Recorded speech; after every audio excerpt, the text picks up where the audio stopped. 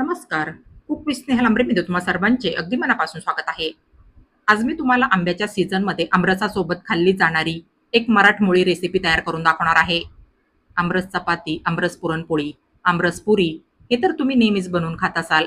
पण आज मी तुम्हाला आमरसासोबत खाल्ले जाणारे ज्वारीच्या पिठाचे कागदाप्रमाणे पातळ, मऊलुसलुशीत व जाळीदार धिरडे आणि त्यासोबत खाण्यासाठी एकदम सोप्या पद्धतीने सुमधुर दाटसर आमरस तयार करून दाखवणार आहे. आंब्याच्या सीझनमध्ये तुम्ही आपली आजची ही रेसिपी एकदा नक्की ट्राय करून बघा. मला खात्री आहे, हे आमरसासोबत ज्वारीच्या पिठाच्या धिरड्यांचं कॉम्बिनेशन तुम्हाला सर्वांनाच नक्कीच खायला फारच आवडेल.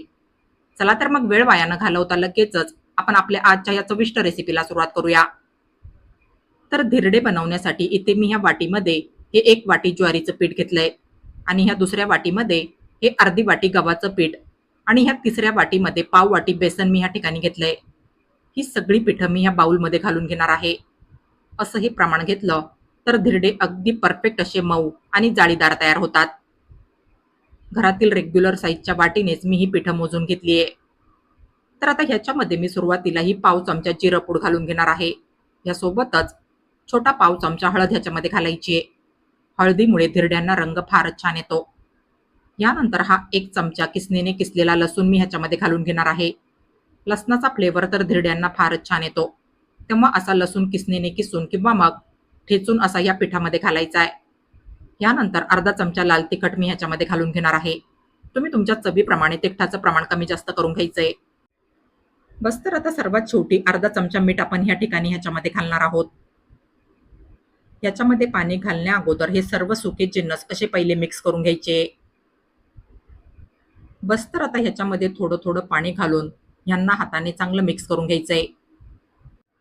याच्यामध्ये सुरुवातीलाच पाणी एकदम जास्त घालायचं नाहीये. त्याच्याने मिश्रणामध्ये पिठाच्या गुठळ्या तयार होतील.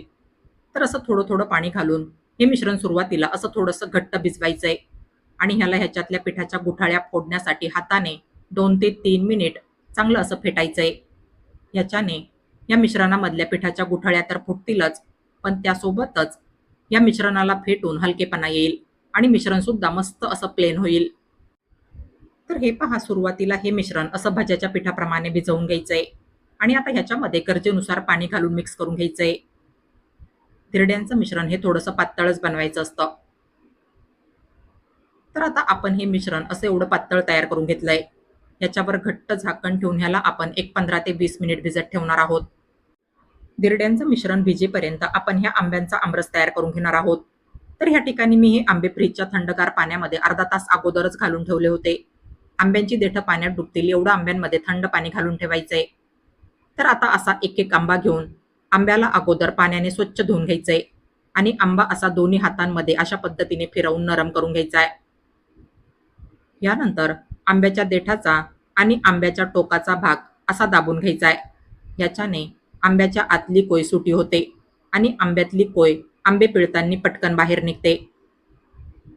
आंबा हातामध्ये फिरवून घेतल्याने आंबा नरम होऊन आंब्याच्या आतला रस छान निघतो आणि कोय सुद्धा सगळ्या बाजूने सुटी होते. आंब्याच्या देठाजवळ आंब्याचा सगळा चीक जमा झालेला असतो. तर असा आंब्याचा चीक हलक्या हाताने पिळून काढायचा आहे. आंब्याच्या आतून सफेद चीक येणं बंद झालं आणि आंब्याचा रस निघायला लागला की मग आंबा पिळायला घ्यायचा आहे.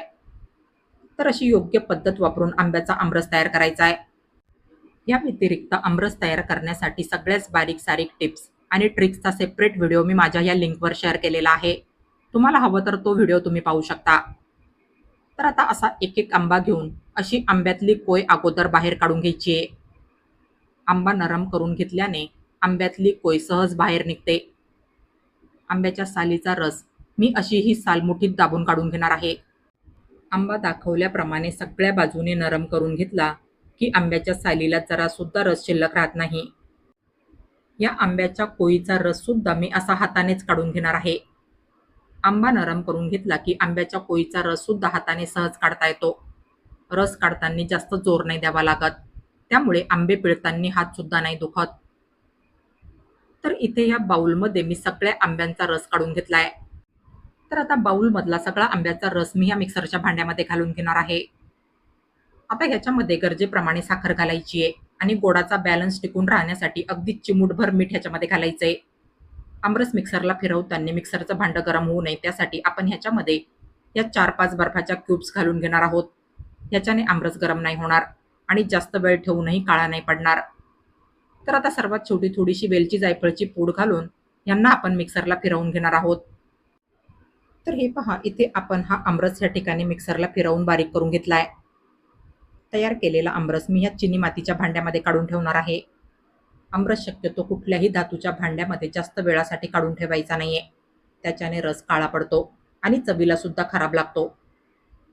तर आता आमरस जास्त वेळ ठेवूनही काळा पडू नये, त्यासाठी मी ह्याच्यामध्ये ही आंब्याची एक कोय घालून ठेवणार आहे. ही एक पारंपरिक ट्रिक आहे आमरस जास्त वेळ टिकवण्याची. अशी आंब्याची कोय आमरसामध्ये घालून ठेवली की आमरस 2 दिवस फ्रीजमध्ये ठेवूनही अजिबात काळा नाही पडत आणि चवीला सुद्धा जसाचे तसाच राहतो.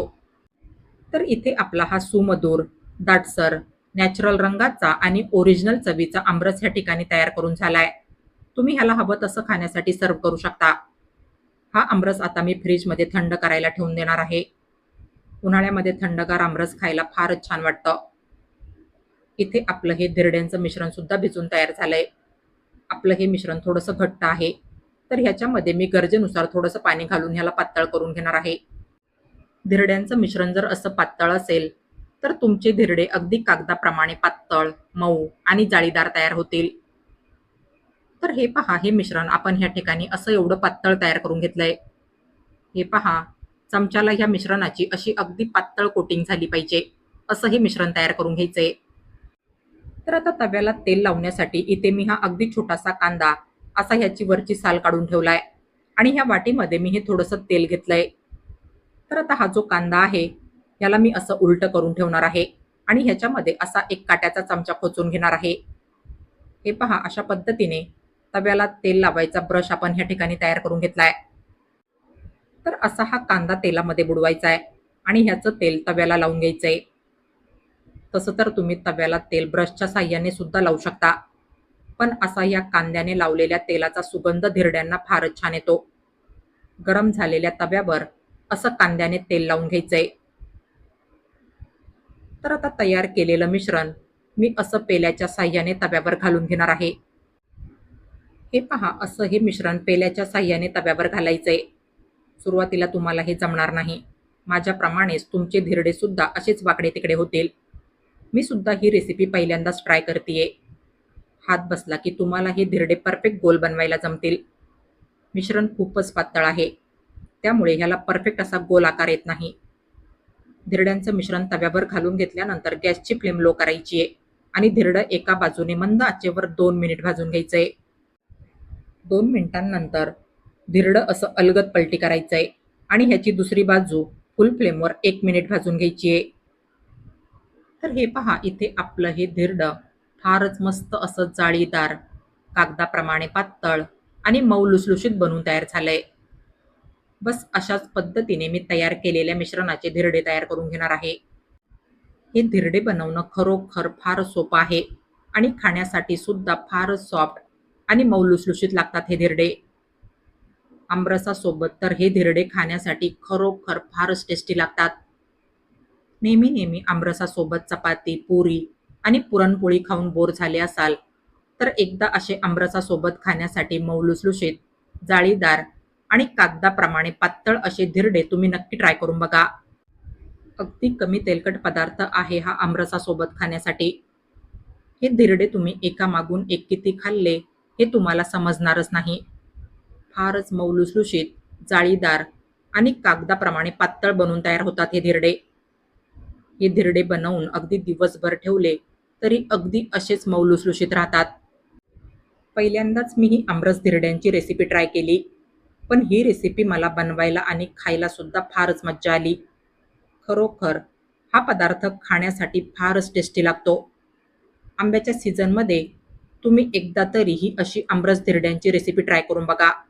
बघा, हा पदार्थ तुम्हाला, तुमच्या मुलांना आणि तुमच्या घरातील इतर सर्व सदस्यांना सुद्धा खायला फारच आवडेल. तर तुम्ही माझी ही रेसिपी एकदा नक्की ट्राय करून बघा आणि तुम्हाला माझी आजची ही रेसिपी आवडली असेल तर प्लीज माझ्या या रेसिपीला लाईक आणि जास्तीत जास्त शेअर करा आणि अशाच नवनवीन आणि पारंपरिक रेसिपीज बघण्यासाठी माझ्या या चॅनलला सबस्क्राईब करा. चला तर मग भेटूया पुढील रेसिपींमध्ये. तोपर्यंत हेल्दी खा आणि हेल्दी रहा. Take care.